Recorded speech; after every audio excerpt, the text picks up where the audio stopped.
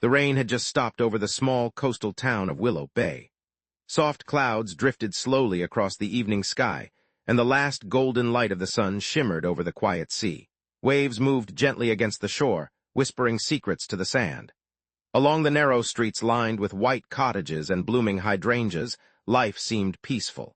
But in one modest blue house at the edge of the town, a young woman named Mary sat alone beside her window, holding a letter that had changed everything. The envelope was old and slightly faded. Her name, Mary Collins, was written on the front in a handwriting she had not seen in 12 years. It was her mother's handwriting.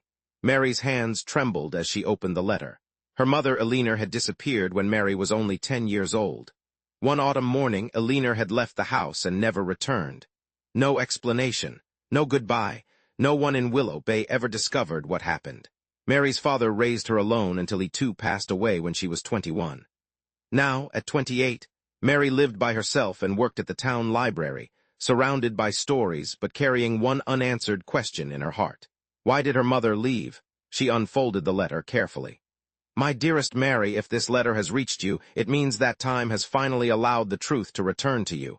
I never wanted to leave you. Everything I did was to protect you. There is something you must know, and there is somewhere you must go. Come to the old lighthouse on Crescent Point on the first evening of October. Bring this letter. With all my love, Mother. Mary read the words again and again, unable to breathe. Tomorrow was the first evening of October. All night she slept very little.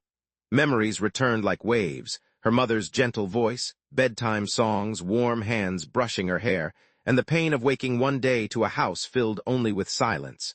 The next evening, with the letter tucked safely in her coat pocket, Mary walked along the cliff path toward the old lighthouse. The wind was cool, and the sea stretched endlessly below. Crescent Point Lighthouse had stood over Willow Bay for more than a century. Its white tower was weathered by salt and time, but its light still turned faithfully each night. Mary pushed open the heavy wooden door. Inside, the circular room smelled of wood, sea air, and old memories. At first she thought she was alone. Then she heard a familiar voice. Mary! Her heart stopped. Standing near the staircase was an elderly woman with silver hair and tear-filled eyes. Though age had changed her face, Mary knew instantly. Mother! Eleanor covered her mouth as tears spilled down her cheeks. Mary stood frozen. Anger, love, confusion, and disbelief surged inside her all at once. For a long moment neither moved. Then Eleanor whispered, I have waited so many years for this moment. Mary's voice shook. Why did you leave me? Eleanor stepped closer but kept a respectful distance.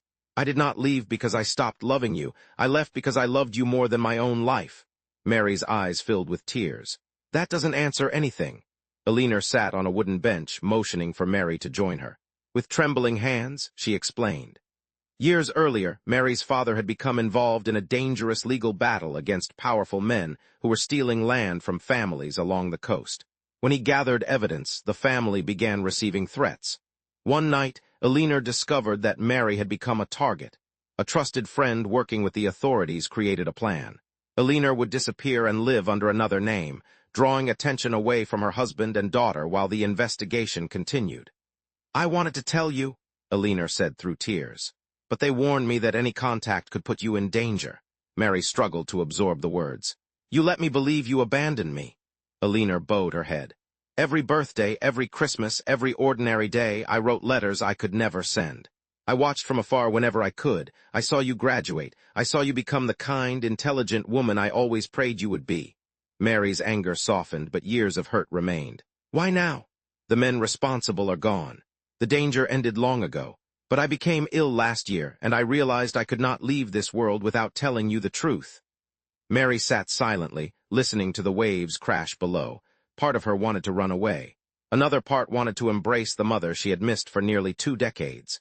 Eleanor reached into her bag and placed a bundle of letters tied with a blue ribbon into Mary's hands. These are for you. One for every year we were apart.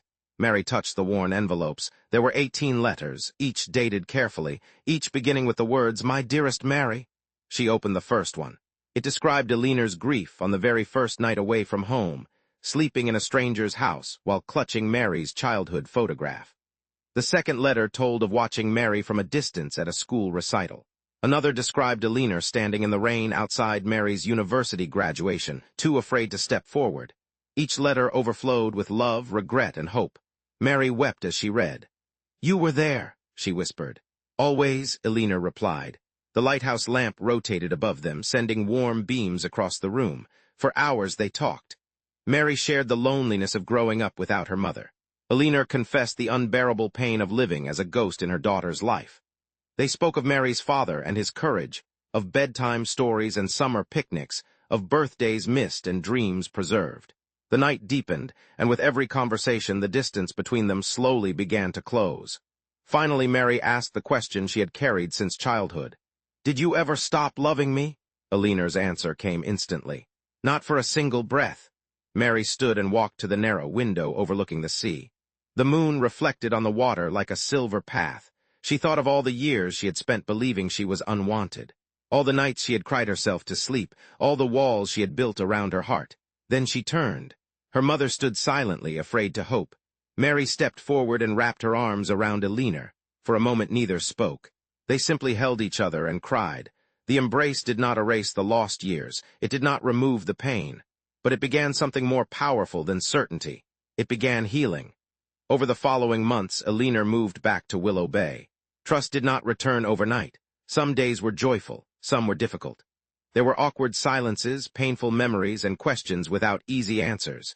Yet there were also breakfasts together, walks along the shore, and evenings spent reading the letters one by one. With each shared memory, mother and daughter rebuilt what time had broken. One winter morning, Mary discovered a small locked box among Elena's belongings. Inside were treasures carefully preserved for nearly 20 years. Mary's first drawing, a baby shoe, photographs, school newspaper clippings, and every birthday card Mary had ever made. At the bottom lay a note. "Distance can separate hands, but never hearts." Mary realized then that love had been present all along, even when invisible. Spring arrived in Willow Bay. Flowers bloomed along the cliffs, and the sea sparkled beneath clear skies. On the anniversary of their reunion, Mary and Elena returned to Crescent Point Lighthouse. They climbed to the top and watched the sun set over the ocean. Mary handed her mother a new letter. Elena opened it with trembling hands. "Dear Mother, for many years I believed your absence meant I was not loved. But now I understand that some sacrifices are so painful that children cannot comprehend them until they become adults. I cannot recover the years we lost. But I choose not to spend the years we still have trapped in the past. I choose forgiveness. I choose truth. Most of all, I choose you with all my love, Mary." Elena held the letter to her heart. The lighthouse turned above them, casting its steady light across the darkening sea. Years passed.